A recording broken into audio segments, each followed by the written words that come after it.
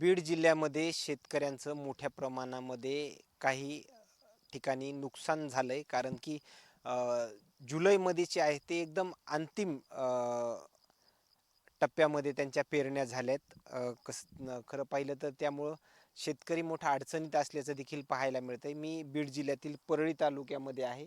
परळी तालुक्यातील नागापूर सर्कल आहे. सध्या परिस्थिती शेतीची जर पाहायला गेलं तर जुलैच्या अंतिम टप्प्यामध्ये पेरण्या झाल्यामुळं शेती पिकांचं या ठिकाणी मोठ्या प्रमाणामध्ये नुकसान आपल्याला पाहायला मिळतंय. आणि काही ठिकाणी जर पाहायला गेलं तर जमीन लेवलच जे आहे ते या ठिकाणी सोयाबीन दिसतंय. कपाशीची देखील लागवडीची देखील परिस्थिती तीच आहे. आणि आपण शेतकऱ्यांच्या बांधावरून शेतकरी माझ्यासोबत आहेत. काय हे पीक जेवढं काय तुम्ही त्याच्यामध्ये घातलंय तेवढं निघेल ही अपेक्षा आहे का? तुम्ही पाहताय काही पण निघणार नाही त्यामध्ये. एक तर उशिरा पेरणी झाली आणि पहिला मोठा पावसानं खंड दिला. जूनमध्ये तर पाऊसच नाही आमच्या या मंडळामध्ये किंवा या परिसरामध्ये. काही काही ठिकाणी खरं पाहिलं तर जसं की आपण आंबेजोगाईचा परिसर पाहतोय त्या ठिकाणी चांगली पिकं दिसत आहेत. मात्र असे काही परिसर आहेत. मग मंडळनिहाय वगैरे काहीतरी शेतकऱ्यांनी पंचनामे करायला पाहिजे अशी मागणी वगैरे तुमची असणार. हां, मंडळाने पंचनामे करावे. नागापूर मंडळमध्ये भरपूर पाऊस झाला आहे. पिकाचे नुकसान झाले आहे भरपूर. सुरुवातीला पाऊस पडला नाही, आता मागून पडला आहे आणि त्याच्यामुळे भरपूर नुकसान झालं आहे पावसामुळे. काय सरकारकडं काय मागणी आहे? पालकमंत्र्याकडे काय मागणी असते? आज पालकमंत्री बीड दौऱ्यावर आहेत. पालकमंत्रीकडे मागणी हीच की बाबा शेतकऱ्यांना भरपूर राहिलेलं अनुदान चालू वर्षाचं अनुदान मिळावं एवढीच शेतकऱ्याला अपेक्षा आहे. जी सोयाबीनची जी परिस्थिती आता आपण पाहतोय तशी कपाशीची देखील परिस्थिती तशी. तसंच आहे ना. जूनमध्ये 80% वापरच झाली नाही, 20%च वापन झाली आणि आता पाऊस पडला त्याच्यातून नुकसान झाली आहे.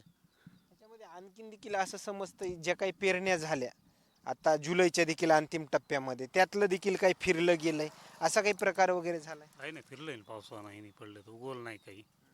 फिरलंय काही, पाणी साचून गेलंय. हरणानं काय नुकसान केली, खाल्लंय हरणानं बघ जे आलं. आता ह्याच्यामध्ये पाहिलं गेलं तर ही पूर्ण जमीन जी आहे ही म्हणजे तणाची वगैरे देखील मशागत वगैरे पिकाची करता येणार. काय पावसामुळं काहीच करता येईना. आणि ते पाऊस असं यायला की माणसा मशागत सुद्धा करता येईना. खरं तर आता परिस्थिती पाहायला गेलं तर वेगवेगळ्या माध्यमांवरती आपण वेगळ्या बातम्या पाहायला मिळतो. मात्र शेतकऱ्या संदर्भात कोणतीही संघटना वगैरे पुढे येताना दिसेना झालंय किंवा पक्ष पुढे येताना दिसेना किंवा अधिवेशनामध्ये ज्या विषयावर शेतकऱ्या संदर्भात चर्चा व्हायची ती कमी प्रमाणामध्ये दिसत आहेत. याचं कारण काय असावं? कारण त्याचं एक आहे, मुद्दे उचलायला लागलेत असं काही नाही आहे. पण प्रमाण कमी झालं असं वाटतं. नक्कीच कमी झालं आहे प्रमाण. शेतकऱ्यांचं सरकारचं शेतकऱ्यांकडलं लक्ष दुर्लक्ष होते असं वाटतं. हां, शेतकऱ्याकडे दुर्लक्ष आहे सरकारचं. सरकार काही बघत नाही शेतकऱ्याकडे. शेतकऱ्याला अनुदान स्वरूपात काहीतरी मदत द्यावी, तात्काळ पंचनामे करावे. आणि राहिलेला विमा पण ताबडतोब द्यायला पाहिजे. आज शेतकऱ्याची परिस्थिती फार बिकट आहे. कधी कधीचा पीक विमा आपल्याकडं 22-23चा देखील विमा राहिलेला आहे. 23-24चा देखील विमा राहिलेला आहे. आणि 20चा विमा तर आणिक रखडलेलाच आहे. तो का अद्याप मिळालेला नाही. अनुदानाचा आहे तसंच.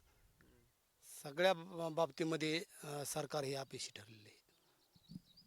ओके, धन्यवाद. या ठिकाणी पाहायला गेलं तर या शेतकऱ्यांच्या येत असलेल्या प्रतिक्रिया आणि जशी आता या पिकाची अवस्था आहे सोयाबीन पीक आहे आणि या पिकाची परिस्थिती जशी तशी प्रत्येक शिवारातली पिकं जी आहे ते जशाच तशीच फक्त काही ठिकाणी जूनमध्ये पेरण्या झालेली काही भागामध्ये बीड जिल्ह्यामध्ये देखील चांगल्या पद्धतीची आपल्याला पिकं दिसत आहेत. मात्र काही भाग जो आहे तो अशा परिस्थितीचा आपल्याला पाहायला मिळतोय आणि या शेतकऱ्यांच्या आलेल्या प्रतिक्रिया काय सांगून जातात हे नक्कीच समजलं असेल. मात्र आणखीन काही नवीन अपडेट्स आपल्याला बीडमधून मिळतील का हे पाहणं तेवढंच महत्त्वाचं ठरणार आहे. कॅमेरामॅन सोबत सूर्य दुबेडी या बीड परळी.